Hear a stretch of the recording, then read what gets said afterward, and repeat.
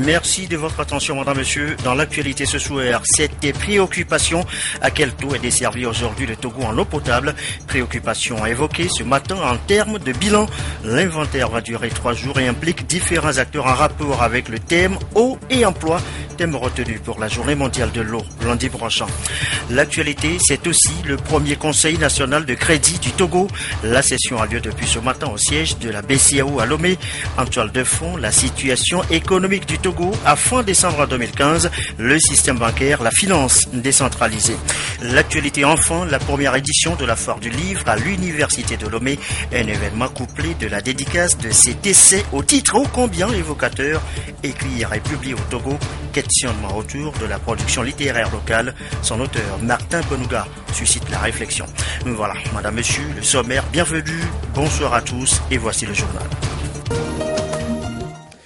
À quel taux donc notre pays est desservi aujourd'hui en eau potable? Grande question évoquée depuis ce matin en termes de bilan. Un prélude à la journée mondiale de l'eau le 22 mars, lundi prochain. Plus exactement, l'inventaire est fait d'après le thème retenu cette année, l'eau et l'emploi. Voilà qui implique plusieurs acteurs réunis depuis ce matin. Viviane Souvi, Erno Kidif. Comment accroître les potentialités d'emploi dans le secteur de l'eau par rapport au thème de la Journée mondiale de l'eau célébrée chaque 22 mars? L'État togolais, les ONG et les partenaires techniques et financiers sont en conclave sur la thématique à Lomé. Il est question de faire l'état des lieux des emplois dans le secteur de l'eau et de définir le rôle des différents acteurs sur toute la chaîne de production et de distribution d'eau potable. Pour que les gens aient accès à l'eau potable ou utilisent l'eau pour d'autres usages, il faut la rechercher, la mobiliser, et ça nécessite des emplois. Et on ne peut pas dire on veut donner de l'eau potable aux gens si sur toute la chaîne, les emplois ne sont pas durables, les emplois ne sont pas de qualité, les emplois ne sont pas décents.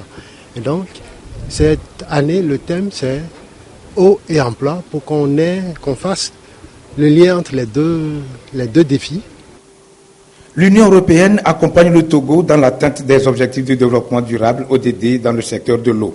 L'institution est disposée à apporter son concours financier pour améliorer l'accès à l'eau et l'assainissement, ainsi que la formation du personnel qualifié pour assurer la maintenance des ouvrages.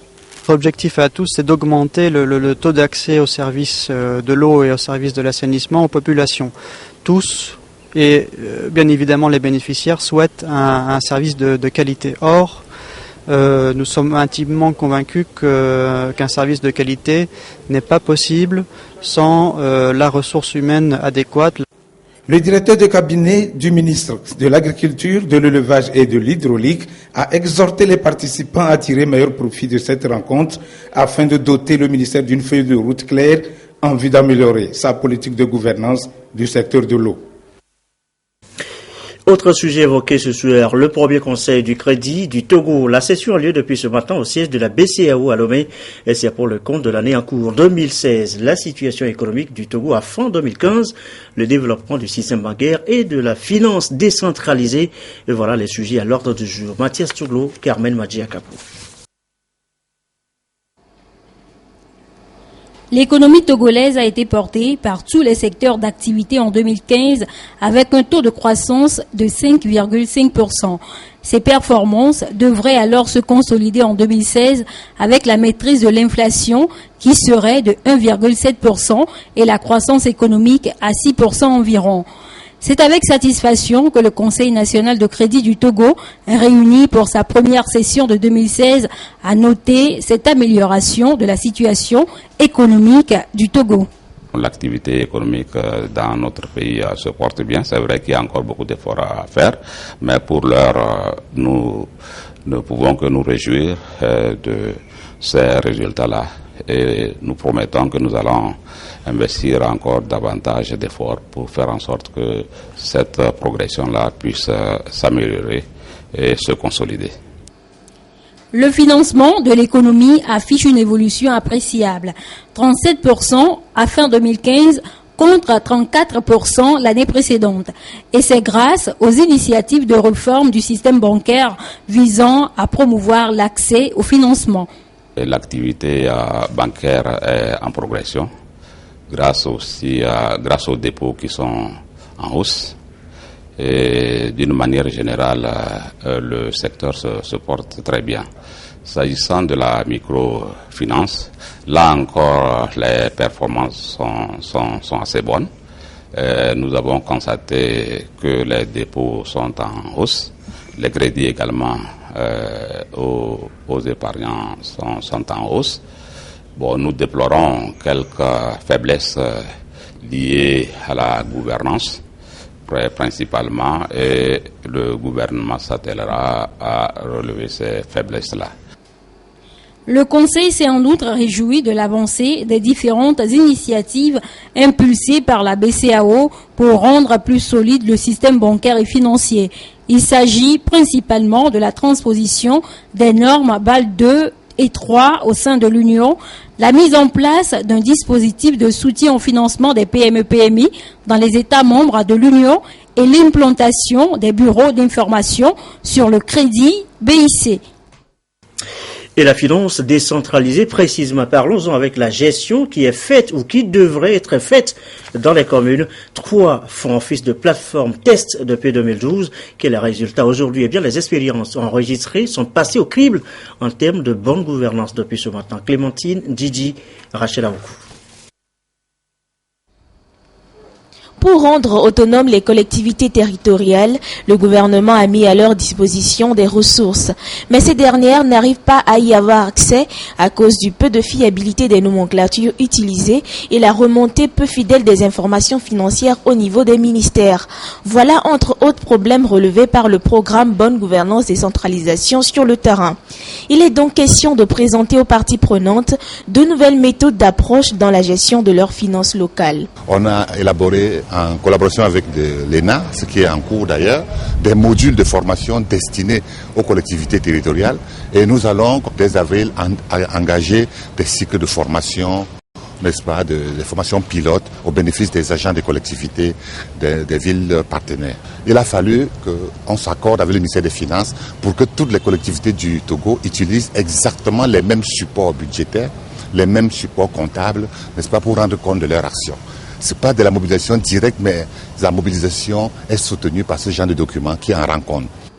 Palimé, Tchévié et Sokodé sont les communes ciblées par le dit programme. Une nomenclature pilote a été dégagée pour servir de document de référence pour toutes les collectivités locales. On a voulu harmoniser l'interprétation des différentes lignes du budget, de la nomenclature budgétaire. C'est ce que nous avons essayé de faire à travers la révision de la nomenclature en vigueur que nous avons partagée avec les autres et que nous voulons valider aujourd'hui en donnant les derniers résultats de ce travail. La nouvelle nomenclature sera généralisée à toutes les communes après lecture et approbation du gouvernement, ceci afin de mieux organiser les finances locales. Et on va parler de santé maintenant et direction Saint-Cassé. Le district, vous le savez, est confronté depuis quelques semaines déjà à une pandémie de méningite. La croisade contre le mal a commencé depuis ce matin. Toute personne dont l'âge est compris entre 2 et 25 ans est vaccinée. L'opération dure jusqu'au 21 mars. Lundi prochain, à Dapamo, la correspondance de Désiré Aloy. Le district sanitaire de Saint-Cassé bénéficie d'une large couverture vaccinale contre la méningite. Une réaction rapide du gouvernement togolais pour contrer efficacement la pandémie qui a fait déjà une victime dans le district. Du 17 au 21 mars, toutes les personnes âgées de 2 à 25 ans vont recevoir chacune une dose de vaccin contre la méningite à méningocoque W135. Le temps de couverture vaccinale est donné. On vient de vacciner ma fille qui a l'âge de 3 ans. Je remercie toutes les autorités de tout ce qu'ils sont en train de faire. Donc j'invite toutes les femmes d'envoyer leurs enfants pour leur vaccin. J'ai l'âge de 17 ans. Je remercie les autorités qui ont pensé à la population. Grâce au gouvernement togolais, avec l'appui de ses partenaires, 45 840 doses sont disponibles pour protéger la population de Saint-Cassé contre cette maladie contagieuse et meurtrière qui se transmet d'un malade à une autre personne par l'atout des éternuements, la salive et autres. Par rapport aussi c'est les céphalées, ce qu'on appelle généralement les maux de tête. La fièvre d'apparition brutale, la fièvre c'est le corps chaud chez l'enfant. Il y a ce qu'on appelle le raideur de la nuque. Donc le cou n'arrive plus à tourner. Et en fait, chez les nourrissons, il y a ce qu'on appelle le mouvement de la fontanelle. La zone de 5AC est en épidémie. C'est tout à fait normal que le gouvernement, à travers le ministère de la Santé, avec les partenaires qui sont l'OMS, ils ont fait leur calcul. Et on a jugé bon de vacciner la population de 5AC. Donc en fait, ce n'est pas tout le monde qui est vacciné. La tranche d'âge que nous avons vacciné, que nous aurons vacciné dans les jours à venir, c'est de 2 à 25 ans. Les vaccins sont déjà sur place. Donc nous sommes confiants que dans quelques jours, nous allons avoir de bons résultats. Des stratégies fixes et mobiles sont prévues pour l'événement. Et la santé, c'est aussi une bonne bouche, un corps sain. Les chirurgiens dentistes ont donc commencé, comme annoncé, leurs échanges autour de ce thème pour lancer leurs activités de cette journée mondiale qui a lieu le 22 mars prochain, le 20 mars prochain précisément, pour la santé bucco-dentaire. Nos reporters sont en cabine de montage. Nous reviendrons sur le sujet dans le courant de cette édition. À signaler aussi ce geste d'humanité de la BOAD en faveur de SOS Village d'enfants de Lomé. L'institution met à la disposition du centre des panneaux solaires. Le coût, 20 millions de francs CFA. L'installation de ces panneaux solaires devrait compenser le déficit énergétique sur place. Chassim Nabaga. En 2014, les dépenses en consommation d'énergie des SOS Villages d'enfants du Togo s'élevaient à 53 millions de francs CFA. L'organisation est également confrontée au délestage, aux coupures de courant et aux baisses de tension qui affectent le bon fonctionnement de la structure. Cette situation, qui n'est pas de nature à permettre aux enfants d'étudier dans de bonnes conditions, a poussé les responsables de SOS Village d'enfants du Togo à opter pour l'autonomie énergétique grâce à l'énergie solaire. Dans cette nouvelle approche qui vise la maîtrise des coûts de consommation électrique, l'organisation a approché la Banque ouest-africaine de développement qui a décidé de l'accompagner. L'institution communautaire a débloqué 20 millions de francs CFA pour installer des panneaux solaires dans certaines maisons du village d'enfants à Lomé.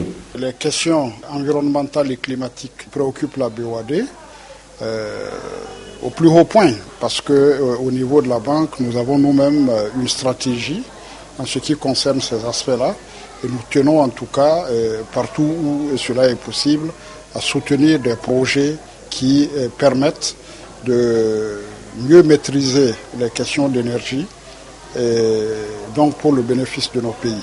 Les enfants qui occupent ce village, l'énergie solaire va leur permettre d'étudier dans de très bonnes conditions, va leur permettre de vivre dans de très bonnes conditions. Et je pense qu'il y a aussi un aspect qui est plus important que tout ça, c'est l'éducation de ces enfants-là sur ces questions. Les enfants, dès leur bas âge, sont déjà sensibilisés à la question de l'énergie, de l'efficacité énergétique. Les responsables de SOS Village d'enfants du Togo ont salué cet appui de la BOAD qui renforce leur mission, celle de donner une famille aux enfants vulnérables, les aider à bâtir un avenir et participer ainsi au développement de la communauté. Cet apport va nécessairement diminuer de façon très substantielle la consommation énergétique de SOS. Et l'impact, c'est que on pourra mieux utiliser les ressources pour d'autres besoins. Une vision de pouvoir couvrir toutes les maisons familiales et même notre hôpital qui au jour d'aujourd'hui arrive à couvrir jusqu'à 40 000 patients dans l'année et même faire des opérations chirurgicales. Nous en avons besoin et nous disons déjà merci à BOAD et nous comptons également sur d'autres partenaires pour nous aider dans ce tap. SOS Village d'enfants est une organisation internationale non gouvernementale de développement social. Il est arrivé au Togo depuis 1979. Il a une capacité d'accueil de 330 enfants intégralement pris en charge dans ses centres à Lomé, Kara et Dapan. La BOAD a été créée en 1973 pour financer le développement des États membres. Elle soutient également des œuvres humanitaires en faveur des couches vulnérables.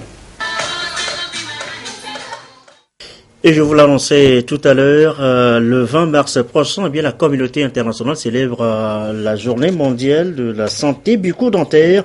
Et ce sera autour du thème « Une bouche saine, un corps sain ». Les échanges ont justement commencé autour de ce thème par les chirurgiens dentistes. Reportage signé Emmanuel Adjaglo, Chassim Nabaga. Au Togo, on dénombre 37 chirurgiens dentistes pour 7 millions d'habitants, soit moins de 0,70 chirurgiens dentistes pour 100 000 habitants. Un ratio très faible par rapport à la norme qui est de 1 chirurgien dentiste pour 150 000 habitants. Pour combler ce déficit, l'État a initié depuis 2008 la formation des techniciens supérieurs et masters en odontologie. Il s'agit des cadres intermédiaires qui ont pour mission d'assister les chirurgiens dentistes dans l'administration des soins aux patients. Cependant, sur le terrain, la collaboration entre les deux entités n'est pas ce qu'elle devait être, d'où cette rencontre d'échange pour jeter les bases d'une meilleure coopération pour une prise en charge optimale des patients. Il y a des actes que nous faisons qu'il ne peut pas faire, mais au moins l'information, éducation, communication, il peut bien le faire. Les consultations gratuites que nous lançons comme ça aussi, ceux qui sont dans les coins reculés, qui n'ont pas de dentiste, ils peuvent aussi consulter gratuitement. Il y a des actes qu'ils font, ils traitent, et quand il y a des complications qui ne peuvent pas prendre en charge, ils réfèrent vers les centres qui ont des chirurgiens dentistes. Il faut qu'ils nous connaissent pour pouvoir référer les patients vers nous. C'est cette collaboration-là qu'on cherche surtout. Les échanges ont été très fructueux. Les uns ont bien voulu savoir exactement dans quel domaine de compétences ils pouvaient situer leur collaboration avec les autres. Cette rencontre est appréciée et elle est louable. Puisqu'elle est louable, il va falloir projeter d'autres rencontres dans l'avenir. Mais je vous dis que c'est une joie pour nous. Donc c'est une journée que nous-mêmes on attendait. On attendait, ils sont nos chefs et nous sommes là sous leur supervision et sans eux nous ne pouvons rien faire. Donc après cette journée, je pense que c'est une force pour nous et nous allons lutter bien pour vraiment que ce que nous avons reçu ici, que ça puisse bien marcher. C'est une belle initiative d'ailleurs, le fait de nous inviter ce soir, ça nous a rendu vraiment La rencontre a également servi de cadre pour harmoniser la méthodologie et les termes lors des séances d'information, d'éducation et de sensibilisation à l'endroit des enfants et du grand public. Une opération de consultation gratuite est prévue ce vendredi 18 mars à Lomé et ses environs, et le mardi 22 mars à l'intérieur du pays pour les soins bucco-dentaires. Dozy et ses produits en promo à Anié. La délégation à l'organisation des secteurs informels est en campagne de sensibilisation dans la ville. L'objet, faire mieux connaître les mutuelles mises en place par Dozy. Yves Agovivi pour les précisions. Ils sont des acteurs du secteur informel dans la préfecture de l'Anié. Malgré son apport à 40% du PIB national, le secteur informel au Togo, qui occupe 80% de la population active et premier pourvoyeur d'emploi, souffre de multiples difficultés. Ces artisans ne disposent pas d'une assurance maladie, ne cotisent pas pour leur retraite et ne paient pas régulièrement d'impôts, ce qui limite leur accès aux services sociaux de base et aux opportunités de financement mises à leur disposition par l'État togolais. En vue d'éclairer ces acteurs sur les différents produits qu'offre la délégation à l'organisation du secteur informel, l'agence régionale de la dite délégation dans les plateaux a initié cette séance de sensibilisation à Anié. Avec la stratégie de mutualisation des acteurs du secteur informel, nous avons à cœur de porter l'information à la population d'Anié pour leur dire qu'il est possible maintenant que les acteurs du secteur informel trouvent leur compte en adhérant aux différents mutuelles. Et les mutuelles initiées par la Dozy sont au nombre de 4. La première est la mutuelle des commerçants et artisans du Togo. La seconde, la mutuelle des conducteurs de taxi moto. La troisième, la mutuelle des artistes et journalistes du Togo. Et la quatrième, la mutuelle des agriculteurs, éleveurs et pêcheurs du Togo. La sécurité de l'emploi et la reconversion professionnelle, l'établissement des documents d'état civil et l'instauration d'une culture de la fiscalité, voilà d'autres thèmes qui ont également fait l'objet des échanges avec les acteurs de l'informel dans l'Anié. Une initiative soutenue par le préfet d'Anié, Agoro Ezula Balabaoui. Anié qui a par ailleurs reçu les remerciements des députés de Logou pour avoir porté leur choix en 2015, vous vous rappelez, sur le candidat à la présidentielle, le président Faure Gnassingbé, un remerciement traduit en acte et tout de suite par le lancement d'un projet de développement. Le récit de Yves Agovi. C'est après la rencontre avec les électeurs des cantons de la préfecture de l'Anié que les responsables de l'Union pour la République Unir dans la circonscription de Logou-Anié ont rencontré les populations du chef-lieu de la dite préfecture, population à qui les autorités politiques ont exprimé la reconnaissance du chef de l'État, Faure Gnassingbé, pour leur choix porté sur lui à la présidentielle du 25 avril 2015. Un remerciement accompagné d'actes concrets en faveur du développement local. L'honorable représentant le parti dans l'Anié, Eke Kokou Odin, a procédé au lancement d'un projet dénommé Accompagnement communautaire pour un développement durable dans l'Anié, un projet qui vise grand pour les populations de l'Anié à court terme. C'est un meeting de remerciement de la part du chef de l'État pour les populations de l'Anié, pour l'avoir plébiscité massivement au cours de l'élection du 25 avril 2015. Et ce merci-là, il n'y a pas un mot plus grand pour le dire. Nous avons profité dans la politique du chef de l'État, dans son orientation politique et de développement, pour lancer le projet accompagnement communautaire pour le développement durable dans l'Anié. Nous aurons accompagné chaque année 30 villages et 35 coopératives et 10 quartiers, donc les CDQ d'Anié. Et nous pensons qu'au bout des 3 années que le projet va durer, nous allons trouver des solutions aux maux qui minent aujourd'hui la population de l'Anié dans le domaine de la pauvreté. Ce projet de développement aura besoin de l'apport de chaque habitant de l'Anié, selon les responsables, des ressources humaines qui seront à 80% rurales, adultes et jeunes, qui viendront de tous les secteurs d'activité. Les membres du bureau de gestion du projet ont été à l'occasion présentés aux populations. La boucherie, c'est un métier qui s'apprend, n'est pas boucher qui veut. Illustration avec cette séance de formation pour boucher les modules, l'abattage et la transformation de la viande, tout un savoir-faire constaté à Sichem par la directrice Faège. Sichem, pour votre gouverne, sachez que c'est un centre d'apprentissage en boucherie à Paumé dans le Zion. Reportage à suivre maintenant avec Antoinette Omovo. Centre Sichem à Paumé, localité située à une vingtaine de kilomètres au nord-est de Lomé, un centre spécialisé dans l'agro-pastoral. Ici, la plupart des jeunes porteurs de projets d'entreprise sont formés pour réaliser leurs rêves. Ces jeunes entrepreneurs s'initient à la technique d'abattage d'animaux, la transformation de la viande en différents produits. Un encadrement qui leur donne l'opportunité d'avoir une qualification afin de mettre leurs compétences au service de la population. On sait que maintenant, il y a des parties de la viande qui peut servir à fabriquer des brochettes. D'autres vont servir à fabriquer des saucissons.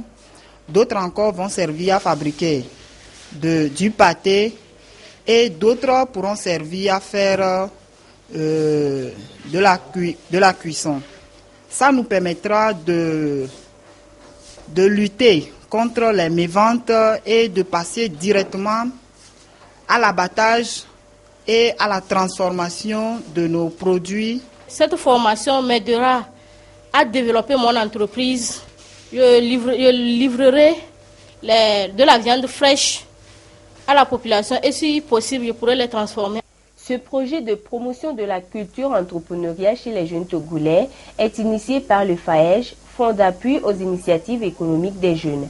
Et c'est pour appuyer ces jeunes entrepreneurs, les orienter vers des secteurs porteurs à travers l'accès au financement et le renforcement de leurs capacités techniques et managériales.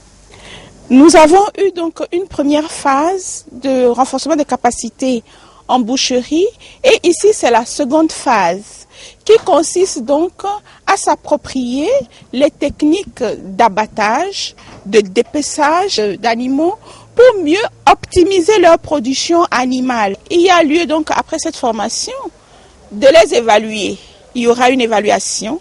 Donc après cette évaluation, ils vont donc se mettre en société coopérative et pour continuer, puis pour mettre en œuvre les fruits de cette formation, puisqu'ils seront maintenant dans la distribution Cette formation fait suite à celle organisée en charcuterie et en savonnerie. Elle a été possible grâce à un partenariat entre le FAEJ et l'ONG belge Exchange, dont la mission est de soutenir l'esprit d'entreprise et le développement durable en fournissant une expertise aux PME, aux institutions et aux associations. Envie de devenir riche? Eh bien voici Crésus. C'est un nouveau produit lancé par GTAC2AVI. Nous sommes là en assurance. Crésus, c'est un produit dit innovant. Présentation Sonia Medipo, Ramdan Bassina.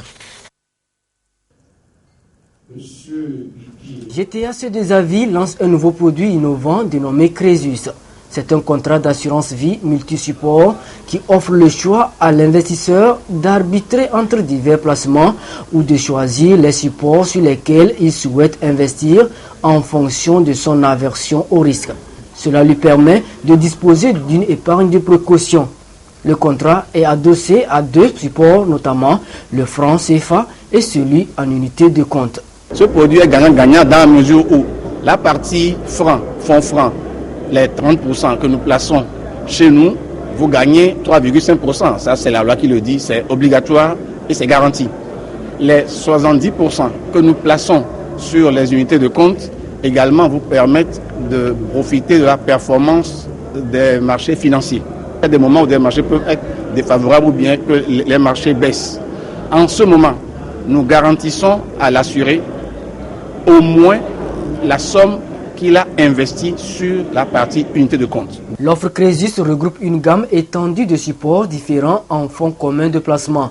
Ainsi, GTAC2AVI a sélectionné des sociétés de gestion partenaires expérimentées et fiables de la zone UEMOA. Crésus est un produit extrêmement intéressant dont l'une des parties de la prime sera investie dans un FCP.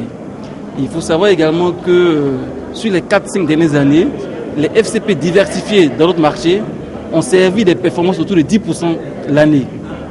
Voilà. C'est vrai que nous sommes dans un marché action, nous avons une exposition action, donc il est difficile de garantir un taux, mais il y a des règles de gestion qui permettent de minimiser le risque et de proposer des performances assez honorables aux souscripteurs. Alors nous, notre responsabilité en tant qu'asset manager, c'est d'apporter une forme d'innovation, on va dire, au marché des capitaux, tout en permettant donc un dynamisme qui jusqu'à présent n'était pas connu sur les produits d'assurance vie. Ce nouveau produit remplit tous les critères officiels et répond aux préoccupations du public puisqu'il est certifié par la Direction nationale des assurances du Togo. Avant de mettre ce produit sur le marché, la société a produit un dossier soumis à l'analyse de M. le ministre d'État, le ministre en charge du secteur des assurances. Donc, les techniciens que nous sommes, nous avons analysé ce produit, voir sa faisabilité, voir si vraiment c'est un produit profitable aux assurés. Et à l'analyse du dossier, effectivement, on s'est rendu compte que c'est un bon dossier que nous invitons aux Togolais vraiment de souscrire sans crainte. Dans le contrat Crésus, le fonds franc est une valeur sûre intégrée à l'allocation active. Il est ouvert au public et assuré des autres compagnies avec un fonds minimum de 30 000 francs CFA sur une durée de 6 ans minimale. Dans le reste de l'actualité de la littérature, avec la première foire du livre à l'université de Lomé, nous l'annoncions en titre. Tous les acteurs de l'industrie du livre y étaient présents, écrivains, éditeurs, lecteurs. Tous ceux pour qui écrire et publier au Togo reste un questionnement autour de la production littéraire locale, comme le dirait Martin Bonouga, auteur en dédicace. Ce matin, nous reviendrons en images sur ce sujet dans nos prochaines éditions. Les sports à 20h et presque 27 minutes maintenant. Claude Amand nous a rejoint. Bonsoir Claude. Bonsoir Jackson. Présent. Claude qui nous rejoint pour la page des sports. On va parler du concours pour le grand public de Scrabble qui a démarré samedi avec une cinquantaine de participants, dont 30 élèves. Organisée par la Fédération togolaise de Scrabble, la compétition s'inscrit dans le cadre de la quinzaine de la francophonie. Elle vise, entre autres, à améliorer le vocabulaire des élèves et promouvoir la langue de Voltaire. Reportage, Tiens-Putba, Aflim Johnson. Le Scrabble, c'est un jeu de lettres qui se joue sur une table de 15 sur 15, sur lesquels il faut jouer des mots croisés, entremêler des mots, mais des mots qui existent dans la langue française. C'est donc pour promouvoir le Scrabble que la Fédération togolaise de la discipline organise depuis l'année passée un concours scolaire et grand public. Compétition qui a regroupé cette année 52 participants, dont 30 élèves. À l'ouverture marquée par la phase éliminatoire, 2 manches ont été disputées dans les catégories collège et lycée. À l'issue de ces 2 manches, la jeune Amétépé Ludivine est classée première chez les collégiens avec 752 points, suivi de Bosso Emmanuel, 645 points, et d'Ali Magnifica, 592 points. Du côté de leurs aînés lycéens, c'est Cole Thomas qui survole la compétition avec 945 points, devant Cole Jean-Pierre, 902 points, et Sambiani Werner, 527 points. Des performances obtenues grâce à une bonne préparation. C'est un jeu que j'aime, que je joue depuis que je suis petite. Je me suis concentrée et j'ai réussi à occuper la première place. Je suis fier de moi parce que ça fait un peu que je m'entraîne pour gagner et pour avoir un prix. La Fédération togolaise de Scrabble et l'Organisation internationale de la francophonie ont de quoi recommander ce jeu. À travers le jeu, c'est l'esprit humain qu'on développe. C'est toute l'astuce pour pouvoir faire face à des défis, à des difficultés. Parce que derrière le jeu, il y a aussi ce génie. Et la tendance actuelle, c'est d'aller vers la simplification. L'innovation de cette année, je pense que c'est plutôt les championnats d'Afrique de Scrabble qui vont se jouer à Lomé. Nous avons un calendrier en conformité avec la Fédération internationale sur toute l'année et scrablesque. La catégorie adulte poursuit ses éliminatoires jusqu'à la finale prévue le 19 mars à l'Agora Senghor de Lomé, soit 4 jours seulement avant la Coupe d'Afrique des Nations de Scrabble francophone que le Togo va abriter du 23 au 27 mars prochain. Et place maintenant au bilan de la participation du Togo au dernier championnat du monde de tennis de table. Ça donne quoi, Claude? Du 28 février au 6 mars, les pongistes togolais étaient à Kuala Lumpur, la capitale de la Malaisie, où ils ont eu à défendre les couleurs nationales. Du retour au Bercail, la fédération mère a eu à présenter le bilan. Jean-Kofi Edji. Le tennis de table togolais se veut beaucoup plus performant et ce rendez-vous avec la presse a été l'occasion pour les responsables de dresser le bilan des activités de la saison écoulée et de faire des projections en vue d'une bonne compétitivité sur l'échiquier international. Nous avons été aux éliminatoires des Jeux olympiques au Soudan. Nous venons de rentrer de Kuala Lumpur en Malaisie pour les championnats du monde. Nous avons été nous sommes bien défendus. Et ça, nous voulons que tout le monde le sache. Et les prochaines séances pour nos jeunes, là, c'est les championnats d'Afrique juniors qui se dérouleront en Algérie en avril. La pratique de la discipline est en plein essor au Togo. En témoigne la brillante participation des pongistes togolais au dernier championnat du monde qui s'est déroulé du 28 février au 6 mars dernier en Malaisie. Une compétition à l'issue duquel le Togo quitte désormais la 4e division pour la 3e. Cette nouvelle étape nécessite encore plus d'abnégation. Oui, c'est plus que satisfaisant. On a fait 6 matchs. On n'a perdu qu'un seul match. Et si nous avons pu battre les Émirats Arabes Unis, moi je crois que c'est une grande performance. Nous allons continuer le travail. Nous avons de bons joueurs, de bons jeunes, de grands entraîneurs. Mais ce sont les moyens qui nous manquent. Ça a été vraiment formidable. On a bien joué. On s'est éliminé en finale. Il y avait les Pakistanais qui nous ont gagné 3-2. Et on a fait de notre mieux quand même. On s'entraîne très bien. On se prépare bien pour les championnats d'Afrique en Algérie. Nos raquettes, les revêtements, on veut des nouvelles revêtements et des raquettes pour notre amélioration, pour ces jeux et pour amener aussi des médailles. Alassane Soudes, Akakpo Désiré et autres Agbetoglo, après le championnat du monde, doivent s'armer pour prouver leur bonne forme lors du championnat d'Afrique qui se tient en Algérie en avril prochain. Oui, Claude, une dernière annonce avant de boucler cette page des sports. La première édition du tournoi de la relance, co-organisé par Africa Top Sport et Ben Sergio International, sera l'étape des quarts de finale le week-end au stade d'Agoué. Samedi à 13h45 à Estogoport Dito, 15h. Asfouza à Estogoport. Dimanche à 13h45, Étoile filante Kotoko de Lavier et à 15h, Agua de Kusuntu contre Agaza. Samedi, Alfred Kolani sera au rendez-vous de Direct Foot. Au menu, Chelsea West Ham. Merci beaucoup Claude Amaury, je vous retiens pour ces mesures recommandées par le ministère de la Santé et de la Protection sociale. Les périodes de pluie sont les plus souvent favorables à l'éclosion de certaines maladies hybrides dont le choléra, en vue de prévenir la survenue des cas de choléra et de rompre éventuellement la chaîne de contamination. Eh bien, le ministre de la Santé et de la Protection sociale exhorte toute la population à observer les règles d'hygiène suivantes. 1. Se laver régulièrement les mains à l'eau et au savon ou à la cendre surtout avant de manger et après les sels. 2. Protéger les aliments contre la poussière, les mouches et autres agents vecteurs. 3. Éviter de manger les aliments crus ou bien les laver avant de les consommer. 4. Bien cuire les aliments et réchauffer les restes d'aliments avant leur consommation. 5. Utiliser toujours les latrines pour les besoins et bien les protéger.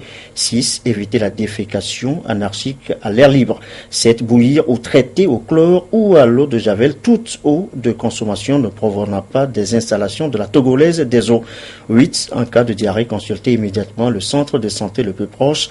Le ministre de la Santé et de la Protection sociale exhorte la population au respect scrupuleux de ces mesures précitées. Voilà qui est important. De la danse pour clore cette édition, la danse folklorique au répertoire d'Ounonou, le vivre ensemble. Concept labellisé par Nana Culture Média qui lance là l'édition de cette année 2016. Emmanuel Adjaclo, Albertine Yakim.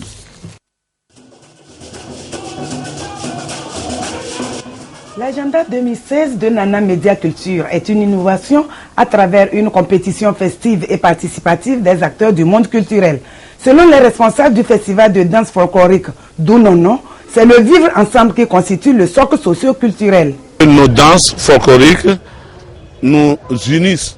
Ce sont des Togolais et d'autres nationalités qui se sont retrouvées tout à l'heure sur scène. Nous souhaitons la nouveauté pour ce festival, c'est-à-dire chaque troupe viendra présenter son sketch et ses chansons, ses danses sur le thème. Et ils auront tous des primes de participation.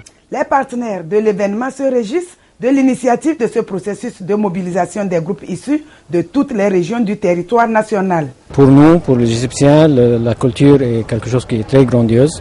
La musique, la danse et tout ça.